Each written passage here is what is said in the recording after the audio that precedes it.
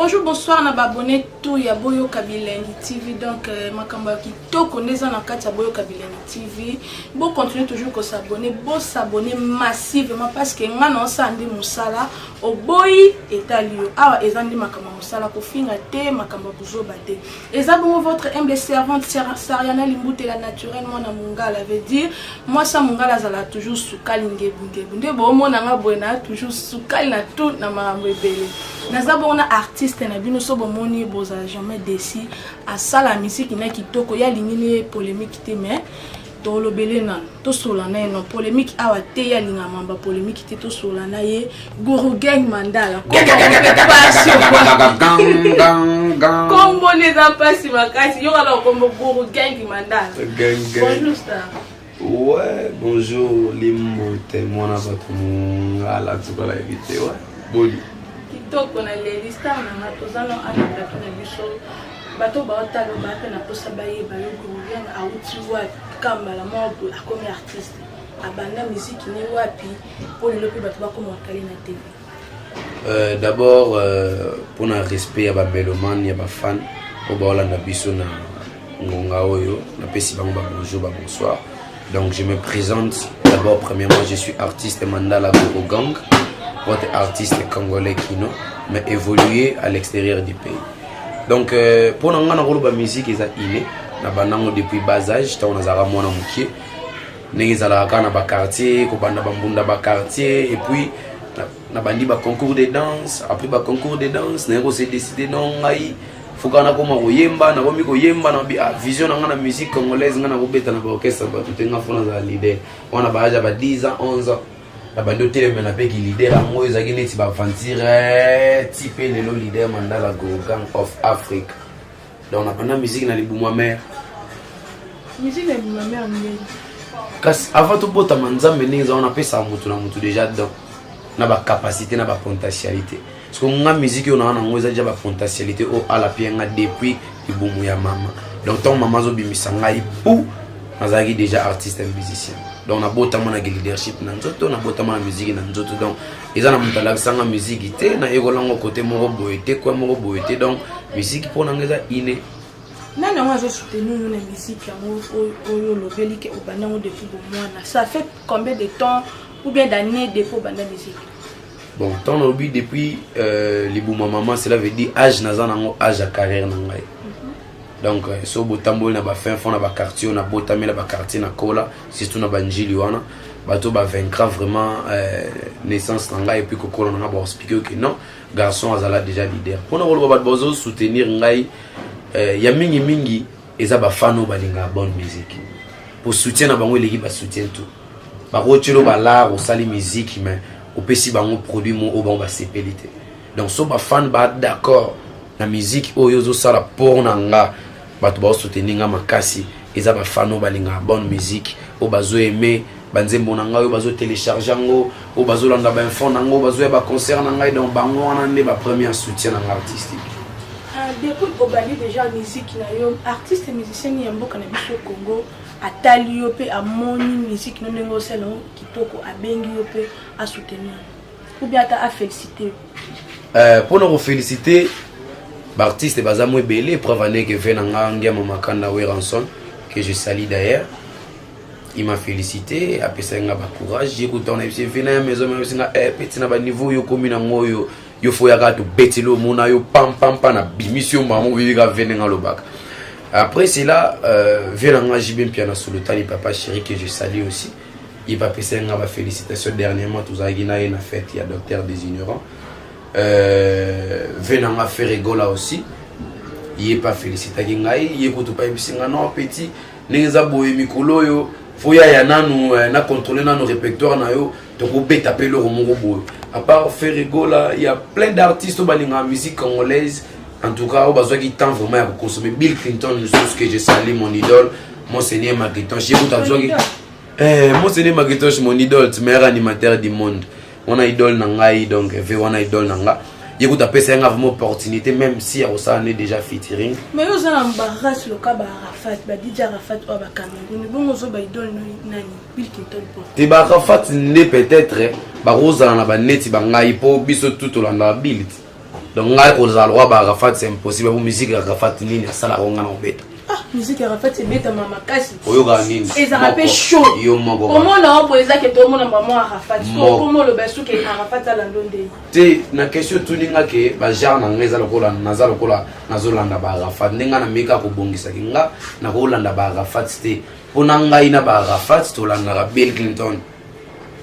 ça souka do so ipsinga ke no landa ta Bill Clinton sa Arafat merci toza bongo na Guru Gang kombo no ya na somo Guru Gang to kata mo extrême ket depuis pour banda ata lo mom ke muto talo mbamo a se référer na eloko Guru Gang ngonde ouais ko se référer na go betela bango chanson na ngai immortel parce que chanson eza na valeur ya ba album ezaki titre Kolo Histoire donc nzembo oyo chaque année na annoncé la remix style wana ngai parce que eza chanson moko boye na meka un peu ko expliquer que ingratitude déjà condamnable donc oyo bakanisaki ekokoma te kasi lelo ekomiri isengeli te koboya moto afula yo posoki eteme lelo oza oyo oza te Kolo Histoire ya Kolo Histoire bisonde ba Kolo Histoire Mandala ni ma tête de luxe, je suis pas comme les autres. Oui, je mène une vie de luxe, mais les autres sont contre. Même Bill Clinton a comme avandu na Congo yo. Mena nuna mona te aboya wera igwe. Poyele moto afula ye. Eza la fali pupo yo. Di king, di Caprio la merveille. Jamais aboya Koffi Olomide. Po biso nyonso toyebi Koffi nde moto afula ye. Histoire de chajaka te eloba sulutani papa chéri donc on les a kitoko vraiment naloba lisusu lo moko pourquoi nous d'artistes n'habité pourquoi on a toujours que sala musala obomona ke herbe eleka na télé papa ou bien maman moko boy otalango bozo finga na kati benjir modo ya salité moi mkepe otalango pona yolo ni ngolobela na musique wa déjà premièrement omoni zamba soki ozana zamba moko boye ou bien ozana jardin moko boye zobota pelouse na ba fleur na matiti so ozobenga jardin no rebise alongola ba matiti ezo étouffer ba fleur ne bota bien parce qu'on a déjà fait au longola nga déjà place au tchib artiste wana pourquoi ba longola non on a déjà na sala de fort ya ozala artiste pas comme les autres surtout les artistes congolais et puis kino musique ya Congo lelo so to perdre lelo yo que musique na biso ya Congo kende ba Nigeria kende ba Côte d'Ivoire et à cause de insanité nga preuve en est que depuis na sala musique na nga ti lelo na sala effort ya contrôler insanité na linga bêtise parce que je suis père des enfants dans la famille OK so na si mission que je peux présenter à mes enfants ce qu'on a eu c'est vraiment du solo nini ba bête les son parce que bana nga ba yemba banzembo bano ya nga boko ba yemba banzembo ce qu'on permettre bango ndenge nini ba yemba nzembo oyo ngana yembi makambo oyo bango ba koyemba déjà la bible sinon éducation bana nga tant que éducateur à masse na rosa les rêves wana te na baby samatoi ya génération parce que les gens ba comprendre valeur à arte yango tout le monde n'est pas artiste mutu ta botama na œuvre te pourtant ozo éduquer masse ozo gérer masse moko boya mboka la République démocratique du Congo toi na problème d'abord ya mental donc l'autre pas du président Mundele batia comme président de la République mboka ebongana no kaka te et puis pourquoi pour moni tant campagne moko ya na kin changement de mentalité ce changement de mentalité on les voit ka 10 ans na kin ne mboka na biso bongi pour déjà ton changement de mentalité il y a que comment déjà so lingo boka matiti so comme tagangi changement de mentalité ozongisi matiti so lingo osuba na nzela mutaganga changement de mentalité okangi direct oleki parce que campagne on les cas vite fait pour ba comprendre que mboka obongo ozomona donc mentalité na biso dans nous faut changer donc na kozo tenter na bando yemba donc en tout cas ko infecter na ngamo premièrement pour musique na sala po na éduquer bato faut na pia batoli faut na pesa ba conseil bato bazo yemba ba sala texte problème a bato yo tanga ba artiste wana ba comment texte ba ba fanda kaka le ba esi ba musique et inspiration kwa nga madeso mbisi ayembi or faut attendre ya conserver texte na yo so ba 8 ans ya komisa ba œuvre na bango ke ba bandi na texte ba comprendre que net place opéra yo moko comme exemple net loro nga na to ebi ke za bêtise comme on peut temps OK pour yembi ngate pardon, je suis venu dans une famille ba ebi non moi on a biso ça la musique mais famille ba yo ka n'habite pas ensemble la famille on a parlé dans la habité on a pesi mboti na papa Abed Mandala papa Abed Mandala donc ba salutation mon père Suzanne a pesi sous les boss Eric Mandala mtambongo na RDC zaka kayemoko oboyi tuna nzambe pourquoi ça yana limbote mona ngala alobibo na musique na biso musicien oyo préféraka oyo za la soko yo qui est pour sentir que musique ya mwebe so lelo yo moni so na bina bando tanga ba musicien ba komi tellement ebelé ba musicien ba komi vraiment ebelé donc pour na monopoliser ba moté na ebiti na obandana nani pour na suka na nani mais ba jeune tout situé à génération nga ba sa musique na bango bien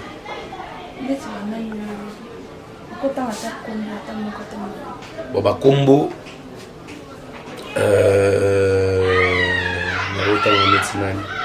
na rotanga neti premièrement na tout le monde appelle bébé Chanda tous années kalaté na festival mon gars ça nga déjà bien ça sous bébé Chanda té donc a commis déjà Chanda mokolo mutu na ko pesa exemple ko za bébé Chanda et donc mutu ça la musique n'est bien à voyager que na rotanga ba filmer azongi pas continuer musique na donc bébé Chanda vous appelez toi yo kapé musique ya Inosbi, Gaz Mawete na Gaz Fabulous. Pourquoi comparer bango na musique na bango ba obeta? Tu n'as pas comparé parce que Inosbi aza déjà na hôtel aux années peut dernièrement tout soleil comme makambo. Inosbi pour moi c'est un gars à féliciter parce que a outil dans les néants malgré ba superstar à Vodacom wana ils ont payé ça coup de pouce mais superstar peut couper ce coup de pouce aux éloroté ou à éloroté. Et puis soit avec complexe mais qu'il y a wana ninga kene ko ça va fitting na ba icon na ya gisasati. Vous comprenez? Donc pour moi c'est un gars félicité a outil ba goma na ya lobi penanga na vendre sous na goma té. La ke Kinshasa. Aji ba munition na ya aji ba arme toi tient na poche tient ba nini ba bombe Kinshasa. Aïe pas vendre les biso à s'imposer pe. Donc il nous a déjà ça va musique na e donc ils ont qu'un niveau on a vraiment apprécié ma casse Inosbi félicitations donc big up déjà tout le monde est talk about donc on compte mon anglais et ça là mon genre quoi donc voilà to le bela lisolo ya beloti petit le beta qui m'a photo et le pour ça qui obeta fitiro parce que les musiciens peuvent baser belé na Congo. Pourquoi on saute qui m'a manqué qui obeta na photo ils ont sauté dans Congo les musiciens ba musiciens basé belé ba Robino Mundigu ba Iboato piana ba Fabrigas Maestro même ba Inosbi ba banane ba Gaz Mawete ba musique ne ba obeta premièrement Inosbi toi dans un projet mais non qui m'a polémique non eza polémique na rolo ba boye ba moi wana lobi mabe ba tutu ba tala ngai na ebité sobino bomoni ngo eza polémique nga poser na nga question na nga yende faut à répondre nga pourquoi on sauter kambala moko parce que toi pe na ba misa makasi na Congo o pe ba beta pe musique o moni pe musique bo sepel nango ba Robinho Mundigu misu otangi bandana ndemo bandi oui bandi nani na bandi Robinho Mundigu après Fabrigas après Gaz Mawete après na Inosbi et si ba fali pe bazali ba faire rigola te on va faire ça net nini mon featuring pété to sangana pe ndezala ke obeti na misa mboka na biso leo ke obeti na misa libanda moi je résidais à l'extérieur du pays donc ba mboka o ngana vandaka ava ba confirmer nga premièrement musique ya lingala obso to kanisa lelo na o izaki lobi za so lelo te musique ya lingalo bat bando yo kabiso lobi à l'étranger Mario na lembi e ndombolo yango te za lelo donc lelo bo ba yo ka na lingala libanda faut ba comprendre ba tuvela ba mo tuna what is singing about donc ozo yemba nini ba mo ka ba comprendre le texte parce que ngalo wana résider na Nairobi na Kenya fi wana za première star Kenya asala ba featuring na ba Davido asala ba featuring na ba P-Square asala ba featuring na ba Diamond Platinum parce que ngalo la vision na artistique vision na musicale za musique ya ndombolote vision na artistique za musique ya wengete vision na artistique za musique planétaire donc même pas musique ya Afrique za musique planétaire parce que tellement musique planétaire na oponate mission à la congolais à la école boya à l'école boy na banda qui na fi on a parce que tango na ça la disque na nga beloti esenga na imba na mona mosi parce que tant na taille na ko propulser mon artiste nini j'ai directement vu que non ah le rôle artiste au basaki déjà featuring na fait rigola nga pe na rôle kana affronter tant na affronter azalaki d'accord mais problème les allez car non bino artiste congolais vous avez sérieuxité prévané tout ça va featuring ou on va cuisine interne pourquoi quelqu'un ko lobelo ka bon parce que ma musique congolaise doit rappeler sérieuxité pourquoi vous en sérieux toi bizarre t'es ngati non il faut mettre un mot en général mala sala ngote nga si qu'on a musique congolais pas comme les autres pour ni kasi yo ni kaka o zala kaka yo moko na sanga moko te nazo sala effort ya kolinga kozala lokola bango te na koisa mape na libulo bango ba koisa mateke ba benga ka biso ba aventurier ba benga ka biso ba comédien ba benga ka musique na biso musique ba mandia ta lelo ba mo benga artiste congolais mandia okozo charge wana yo siko na musique no donc mabanga ezate tina ko boka mutu no boke na fair play net na ko boka JC Mignon Magajo le président star ata yo moko mala moka boye kasi pona moniet mutu azo soutenir yo makasi ko leka ba artiste honnête on a boaki yo azani ka camarade na ngai to yena yo na kata mutu kana ngai aza président a soutenir ka orchestre na nga sombela ba danseuse peut-être li papa donc ba na boka bato na souffrant na bango o vieux moko na ebité ya millionnaire mo azala ka boy na ya na porte ndako no kokoko te po okita musala nanga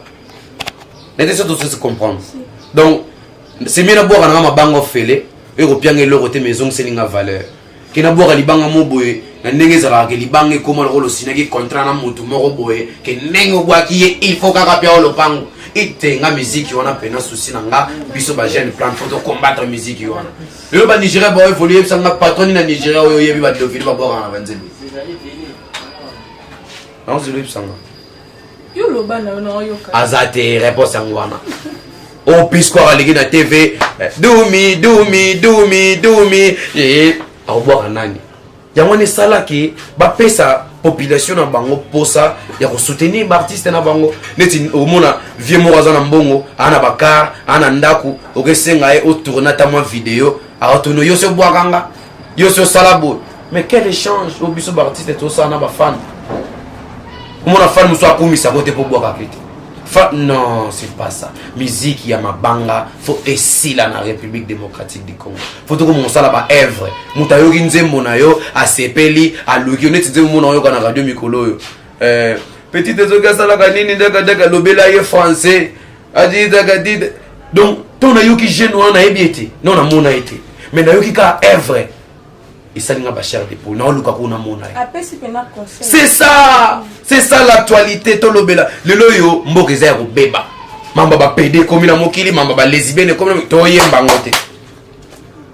to yemba te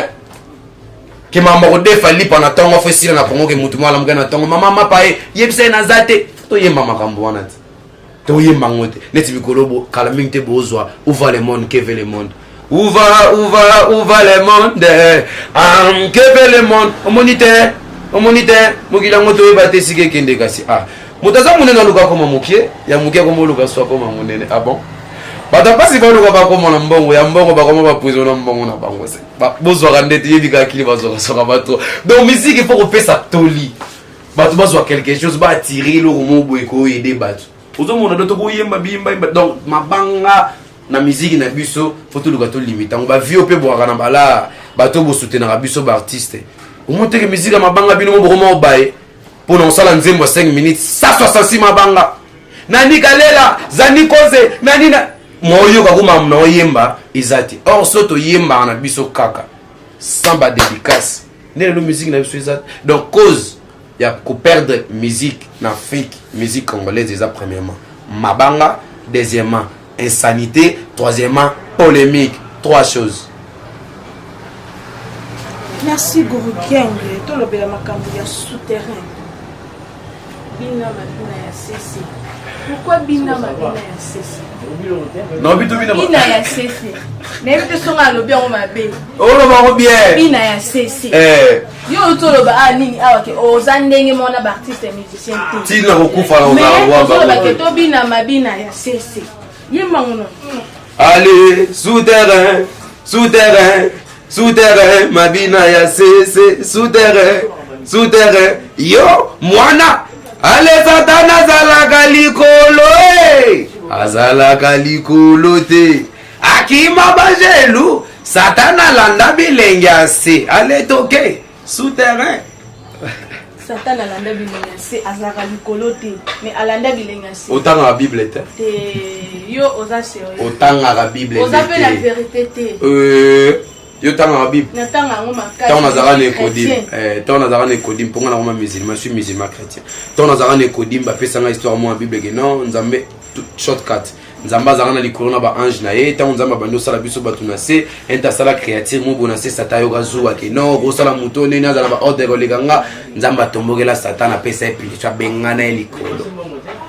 Atinda na se. So ebi histoire wana bisinga oui, so ebi ngo de bisinga faux. Ngate. Donc, sur du mot souterrain, ils ont un mot français. Vous en avez Google, vous en avez YouTube, partout, allez voir. Souterrain, ce sont des caves cachées. Ils ont une définition belle. Donc, souterrain, ce sont des histoires qui se trouvent au sous-sol. Vous comprenez? Donc, on a le sous-sol. Na beti nanga mamba c'est ko ba tutu ba ke moi likolo ba bolo kwa likolo lo reza biso ba to ba mataka avion so botali bien tant to mataka likolo so to koti na ba niage wala to koti na mapata au moins likolo to ko mazu na mapata mususu c'est na biso su mapata mususu donc likolo c'est longa apa nzambe lo reza likolo te donc mambutu ya mokili ya bien na c'est longa donc c'est la conception nanga donc mambutu ya danger et ya na c'est single wana ebima jour nini non anete biso to bata banete biso to sa musique po na ko sala 70 nzembo na ane moko ezo talaka ngai donc ndenge za boy to kola la to la moki lobi pe na bimisi donc to kola la pe dimanche na bimisi donc na moi au courant ya moi shortcut ba jour yo déjà nazo lancer souterrain pour ba titre belé na bibliothèque après souterrain faut bazwa ouvre le monde que veut le monde après wana faut bazwa okanganga na kisi donc ta ba terme to yemba ki ba moni jomo boye alinga moi sine trop bata mo ki ba mo ba ke non ba jwana ba kanganga na kisi ba laisser gaza kala boye na boye ba bosali ke bolingo yali ngana yemba na nga mambo ele na société donc souterrain à bientôt là bana kin bana Paris bana partout dans le monde à bientôt bozo souterrain ezo yaka ko corriger makambo donc souterrain na yebi déjà que Noëlla Vanzi Mandalos na Paris azola nanga déjà grande sœur nanga pekisinga mamba ba polémique alobi papa pardon s'il vous plaît il faut pas te mêler dans des histoires polémiques donc nga pena ndenge zawana I'm sorry I don't need those stories though, you know. Merci. Pour comprendre, ils ont souterrain, ils ont un peu moins chaud, hein. Un peu moins chaud, donc, en tout cas, baby, ça m'a mais ici, matin, nazaneka, donc, souterrain, musique, il y a Maestro Fabre, on a Robin Omdi, bateau, ça va générique, na bango, Robin a bimisi, misu, na misu, Maestro Fabre a bimisi, novelas. Pour nous qui ont dit. T'es bon, ça vous mentir, d'abord on a trop clapté. La côte à la boîte trop té, la côte à la barre trop té, on a un peu mingi ça té. Mais à passant des alarats dans la radio, dans l'actualité, toujours qu'on a biso, toujours courage, félicitations à Bango, bah ça moussa na Bango bien. Mais bah aider quand les jeunesse. So Bango bah conseil que moussa là bah ça les aider jeunesse. Félicitations à vous. Mais si vous sala ba sala, ils ont aidé jeunesse. En tout cas, moi je suis contre vous. Donc sans haine, tu es bien bisoté, bino boye binga tenga pete na goza na ebi bino ou bien na ebi bino pété, mais le roi boza artiste à mboka na biso to na bino ensemble to luka to propulser musique congolaise ils ont en place na. Donc ceux qui ba sala musana bango et aider jeunesse congolais, big up, félicitations na bino baya. Mais ceux qui ils ont qui musique na bango, ils ont tenga sa génération, en tout cas je suis contre. Non, contre Bangote. Contre Miss. Voilà. Voilà. Donc, ce Baloba Maloba bien, bon, ça musique a bien. On a déjà félicité Bango. Donc, courage là, Bango. Mais ce pas succès, bon, ça là. Les gens qui Bango, Penande, Badouabé, ça me tout, il y a Banana, Bisson, on va parler. Mais, félicitations, ce bon, ça va bien. Question à moi, Souka. Vrai ou faux? Fali, tout pas ça. Donc, numéro 1, il y a l'artiste congolais. Partout dans le monde.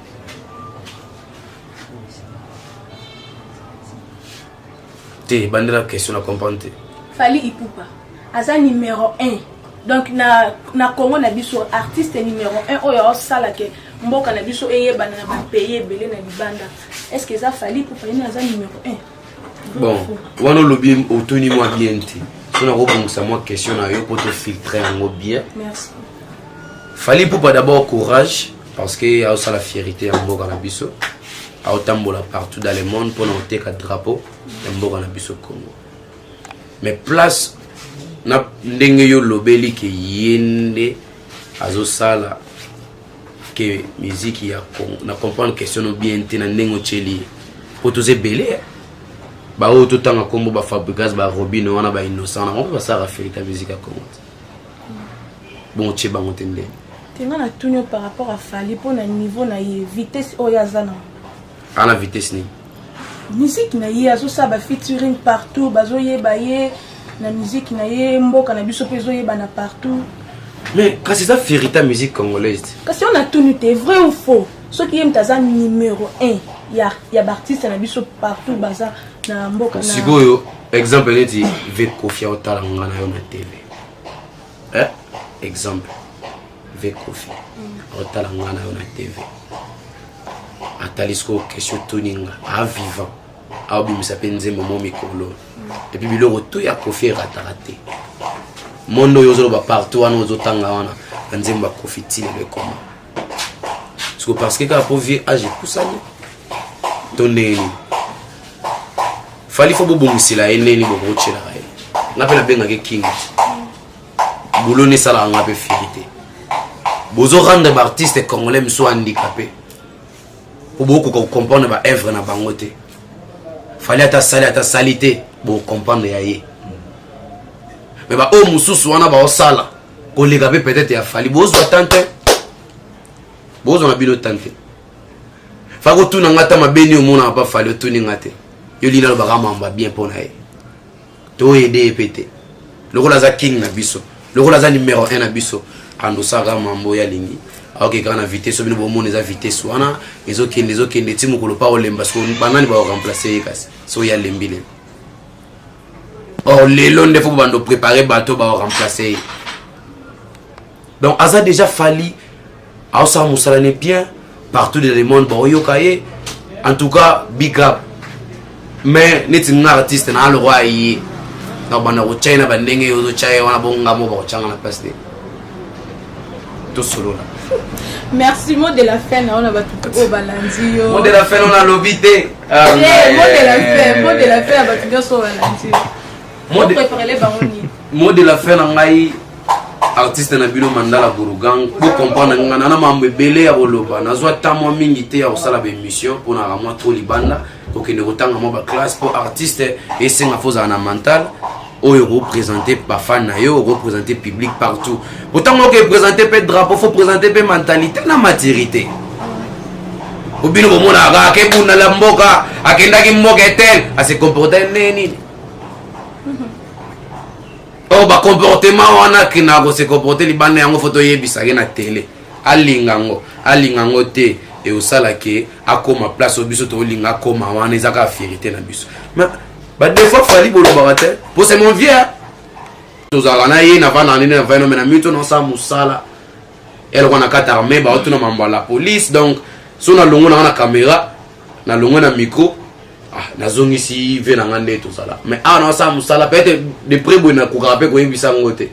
mais direct bologo za musala na biso yomoni na ozo chance wana roloba donc mode de la fin ngeza ka ke artiste congolais tout ça musique na biso bien pour musique na biso ça riche parmi ba richesse à mboko ba diamant na ba wolo wana ngana mo chango deuxième richesse ngana mo na première richesse à mboko na biso ça musique na balé pour la mboko na biso tout le monde est musicien tout le monde est à job vous comprenez donc faut tout exploiter donc Fally pas font la paix mon thème